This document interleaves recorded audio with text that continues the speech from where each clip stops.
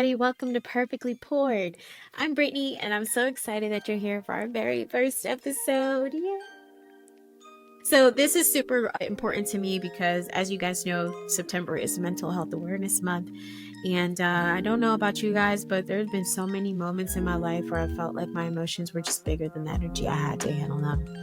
Like I'm just running on empty. So if you've ever felt that way at any point in your life, you're in the right place.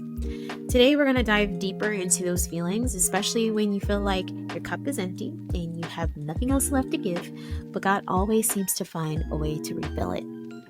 But before we jump in, I want you to take a moment, let's breathe together, and we're going to think about a time when you were giving up from a place of exhaustion. Maybe you were feeling emotionally drained, but still found yourself pouring into others. What did that feel like for you? What did that look like for you? Did you feel lighter afterwards, or did it just add more weight to you? I want you to hold on to that memory because we're going to need to come back to that later. Today, also, I will be sharing a very near and dear story to me, and this story is called The Legend of the Dipper. And this story blew my mind once my therapist shared it with me because it also kind of like gave me accountability, but just made me self-reflect. And I think that this story speaks directly to what we're going to talk about today. So it goes like this. Once upon a time, in a small village, there was a girl who lived with her mother, and that village went through a severe drought. And unfortunately, the mother was very ill. The mother had barely enough energy to speak, but she asked her daughter for a cool sip of water. The girl knew that even though water was scarce, she could not let her mom down, and she did not want to let her mom suffer at all. So, as determined as she was, she grabbed a small cup that they had, and she set off on a very long journey to find water. She walked miles and miles, a lot further than what she normally does, and finally she came across a small stream. She filled the cup up all the way up to the brim, and she was so relieved that she had exactly what her mom needed. Now, as she made her way home, she met people from her village who were just as thirsty. First, she saw an old man who was parched and weary, so without hesitation, she offered him a sip. Then she saw a young child who was caring from thirst and didn't have water at all, so of course, she gave a little water to the child too. And on she went, and she kept encountering people who needed help. And though she worried that she wouldn't have enough for her mom, she just could not turn them away. So by the time she arrived home, the cup was nearly empty, literally just a few drops left. But she handed it to her mom, and miraculously, with just that small sip of water, it became so much better. The mom smiled and encouraged her to take the last drop for herself.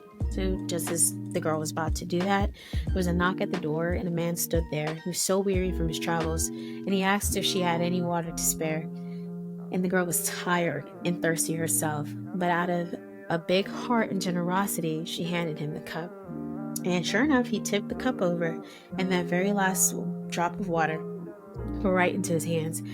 And something incredible happened in that moment. That drop of water, it literally turned into a fountain. It was overflowing and poured onto the ground and created a never-ending stream of water that spread throughout the village. And as the fountain continued to grow, it reached all the way up to the sky and formed the stars that we now know as the Big Dipper. How amazing is that? I love this story because it reminds me of those moments in life when we're feeling like we're down to our last drop, whether that be emotionally, mentally, physically, or spiritually. Yet, we still, out of faith, when we give, we're always replenished. And I'm not saying it's always easy, but God never lets us stay empty. So I want you to go back to that moment when I asked you earlier about how did you feel when you were completely drained, but still poured into somebody else? How did you feel afterwards? In those moments, I always feel lighter. Maybe not instantly, but there's a place and a sense of peace that follows me. Like God literally lifted up like a boulder off my shoulders. I had times where I felt like I could not give no more. Like I had nothing else to give, but I still, in those moments, feel called to help somebody out. And somehow with me doing so, I always find some way, somehow, I have more left in me than I ever thought. And that is when it made me realize it's not about what I have. It's about what God can do with my small offering. So now With this message, I want to be clear. This isn't a call to ignore your emotions or people please your way through life. Your feelings are super real, they're valid, and they deserve to be acknowledged. Processing your emotions is important. But what this story teaches us is that even when you're carrying big emotions, there's power in trusting God with your little cup. When you pour from a place of faith, God steps in and refills you, often and sometimes in ways that you don't even expect. And if you really think about it, He always steps in and refills us in ways that we really do not expect at all, larger than what we even could perceive or imagine. And this is not about giving until you feel completely burned out, because trust me, I've been there.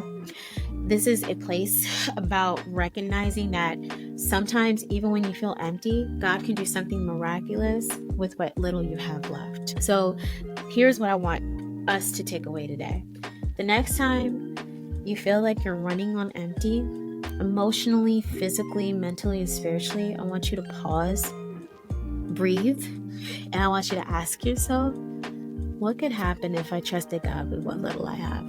And if you've been in that space before, where you gave even when you felt like you had nothing else left to give, how did God meet you in that? I'd love for you to reflect on that, and I also want to hear your stories. So if anything comes to mind, I want you to share it with me in the comments or send me a message. So this way we can start a little conversation about what it looks like to trust God with our little cups. So as we wrap up today, I just want to remind you that God doesn't let our cups stay empty forever. When you trust Him, even with the last drop, He fills you right back up. Maybe it's through peace, maybe it's through strength, or maybe it's through unexpected blessings. But either way, He always shows up. And as we go on this journey together with Perfectly Poured, my hope is that we'll keep each other accountable, that this authenticity in my journey with you and just through life and figuring things out, we'll stay encouraged, and we can encourage one another to just trust the process. just keep trusting it, and just keep pouring, and just watch how God pours back into us. And next week, my husband Q will join me to dive deeper in what it looks like to walk by faith and not by sight. Because I don't know how often we want to just see the rule book and see the playbook and see what's going on, because we can't see the road ahead and we don't know what's happening next. So make sure you hit subscribe so you don't miss out. It's going to be a great episode. And also, if this episode today resonated with you, I want you to share it with somebody who could use a little encouragement today.